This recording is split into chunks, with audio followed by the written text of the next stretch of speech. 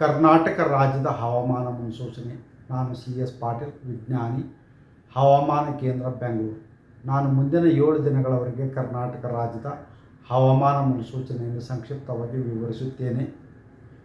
ಇಂದು ಕರ್ನಾಟಕ ರಾಜ್ಯಾದ್ಯಂತ ವ್ಯಾಪಕವಾಗಿ ಮಳೆಯಾಗಿದ್ದು, ಪ್ರಮುಖವಾಗಿ ಕುಂದಾಪುರ, ಉಡುಪಿ ಜಿಲ್ಲೆಯಲ್ಲಿ 8 ಸೆಂಟಿಮೀಟರ್, ಕಕ್ಕೇರಿ, ಯಾದಗಿರಿ ಜಿಲ್ಲೆಯಲ್ಲಿ ಕೂಡ 8 ಸೆಂಟಿಮೀಟರ್, ಪರಶುರಾಂಪುರ, ಚಿತ್ರದುರ್ಗ ಜಿಲ್ಲೆಯಲ್ಲಿ 12 ಸೆಂಟಿಮೀಟರ್ ಮಳೆಯಾಗಿದೆ. ಈಗಿರುವ ಹವಾಮಾನದ ಸಿನಾಪ್ಟಿಕ್ ಸ್ಥಿತಿ ಏನೆಂದರೆ, ಸರ್ಕ್ಯುಲೇಷನ್ ಬಂಗಾಳೋಪಸಾಗರದ ಆಗ್ನೇಯ ಭಾಗದಲ್ಲಿ ಇದ್ದು ಅದು 5.8 ಕಿಲೋಮೀಟರ್ ಎತ್ತರದವರೆಗೆ ಇದೆ.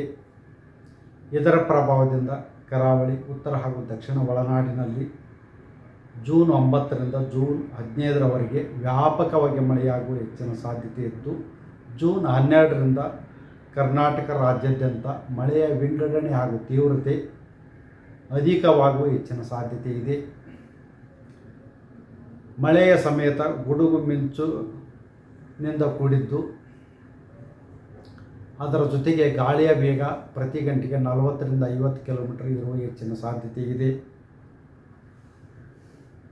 ಉತ್ತರ ಕನ್ನಡ, ಉಡುಪಿ, ದಕ್ಷಿಣ ಕನ್ನಡ, ಶಿವಮೊಗ್ಗ, ಚಿಕ್ಕಮಗಳೂರು, ಕೊಡಗು, ದಾವಣಗೆರೆ, ಚಿತ್ರದುರ್ಗ, ಬೆಳಗಾವಿ, ಧಾರವಾಡ, ಹಾವೇರಿ, ಗದಗ, ಕೊಪ್ಪಳ, ರಾಯಚೂರು ಜಿಲ್ಲೆಗಳ ಕೆಲವು ಕಡೆ ಭಾರೀ ಹಾಗೂ ಅತಿ ಭಾರೀ ಮಳೆಯಾಗುವ ಸಾಧ್ಯತೆ ಇದ್ದು, ಈ ವಿಡಿಯೋ ನಿಮಗೆ ಇಷ್ಟವಾದಲ್ಲಿ ಲೈಕ್ ಮಾಡಿ, ಶೇರ್ ಮಾಡಿ, ಸಬ್ಸ್ಕ್ರೈಬ್ ಮಾಡಿ.